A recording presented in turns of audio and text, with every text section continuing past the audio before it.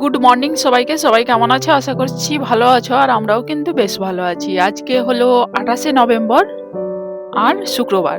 আর এখানে দেখো সকালবেলা ঘুম থেকে উঠেই এই বাগানটা থেকে ঘুরে না গিয়ে আমি ঘরের কাজ করতে বলতে পারো ততটা খুব একটা মন লাগে না। সেই কারণে এখান থেকে ঘুরে গিয়ে তারপরে বাড়ির কাজকর্মতে হাত দিই। এখানে ঘুম থেকে উঠেই বিছানাগুলো টানটান করে পরিষ্কার করে নেব। কারণ বিছানার চাদর যদি টানটান থাকে মনে হয় যেন পুরো ঘরটাই পরিষ্কার। সেই কারণে আমি বিছানার চাদরটা আগে ঝেড়ে নিচ্ছি, তারপরে নিয়ে পেতে দেবো। আর মেয়ে চলে গেছে টিউশন, মানে ও পড়তে গেলেই কিন্তু আমি সমস্ত কাজকর্ম কিন্তু খুব ভালোভাবেই করতে পারি আর চটজলদি কাজগুলোও আমার হয়ে যায়।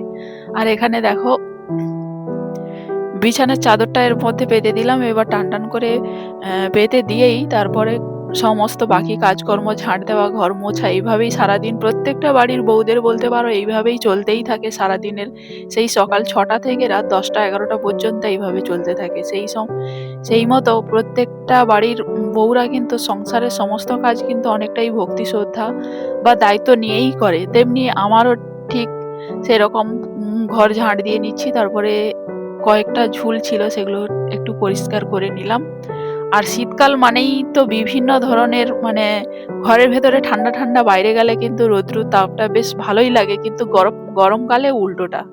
তেমনি বেশ ভালো লাগে, শীতকাল ভালোই লাগে, কিন্তু গরমকালেতে আবার বেশি কষ্ট হয় বলতে পারো। তেমনি তোমাদের সঙ্গে গল্প করতে করতে ঘরের ভেতরটা ঝাঁট দিয়ে নিয়ে এবার বাইরেটা চলে আসছি। বাইরেটাও ঝাঁট দিয়ে নিয়েছি। এবার একদম বাইরে চলে যাব, ওখানে ঝাঁট দেব।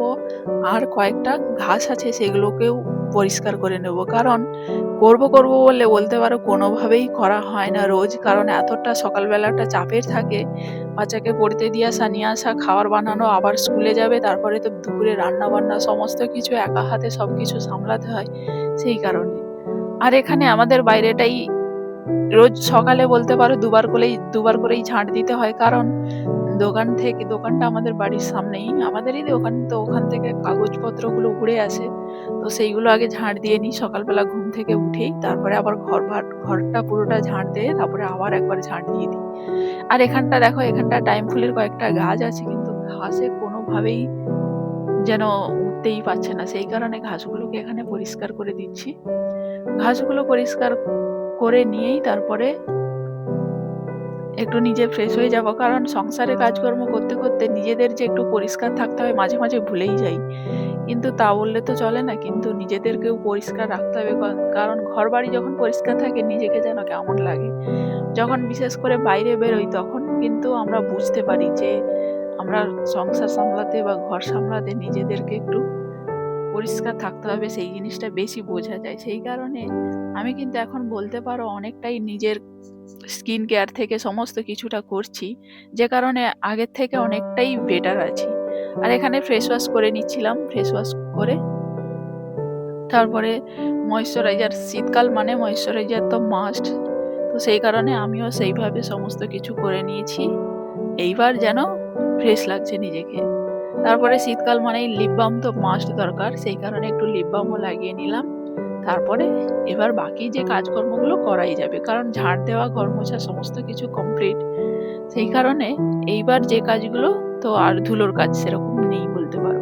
এখানে চুলটাকেও ঝেড়ে নিয়েছি। আর আমি অনেকটা চুলটা আগে থেকে কেটে ছোট করে দিয়েছি, কারণ বড় চুল আমি ঠিক খুব একটা পছন্দ না।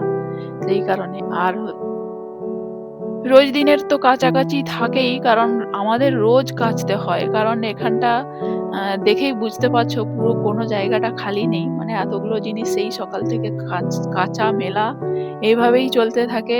আবার এগুলো শুকনো হয়ে গেলে আবার তুলে রেখে দিয়ে আবার কিছুটা কেচে দিলাম। এইভাবে কিন্তু আমার কাজ করতে মানে বেশ ভালো লাগে। কিন্তু আমার সব থেকে অলস্যের কাজ হলো জিনিসগুলো ভাঁজ করা। এটাই কিন্তু খুব কষ্টের। কাচতে সেরকম অসুবিধা হয় না। আর এখানে শাড়ি একটা কাচ্ছিলাম, সেটাই মেলে দিচ্ছি। তারপরে মেয়ে স্কুল থেকে, মানে টিউশন থেকে চলে এসেছে বলতে পারো, ওকেও খেতে দিয়ে দেবো। আর রোজ ও খিচুড়ি খেয়ে যায়, কিন্তু আজকে ভেবেছি ওকে মুড়ি খাইয়ে পাঠাবো। সেই জন্য এখানে কাঁচা ছোলা দিয়ে দিয়েছি, একটু কুচিয়ে রাখা শসা, পেঁয়াজ আর একটু ডিমের ভুজিয়া করেছি, সেটাই দিয়ে দেবো। ও খেয়ে স্কুলে চলে গেলে তারপরে আর বাকি কাজকর্ম করব। কারণ সেই নার্সারি থেকে কয়েকটা ফুলের গাছ এনে রেখেছিলাম, কিন্তু কোনোভাবেই সেগুলো বসাবো যে সময় হয়েই উঠছিল না। তো সেই জন্য আমি ভেবেই রেখেছি আজকে ওই কাজটা করবই।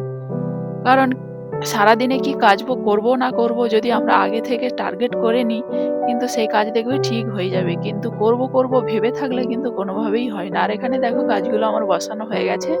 দেখতে কতটা সুন্দর হয়েছে অবশ্যই কিন্তু কমেন্ট বক্সে কমেন্ট করে জানাবে।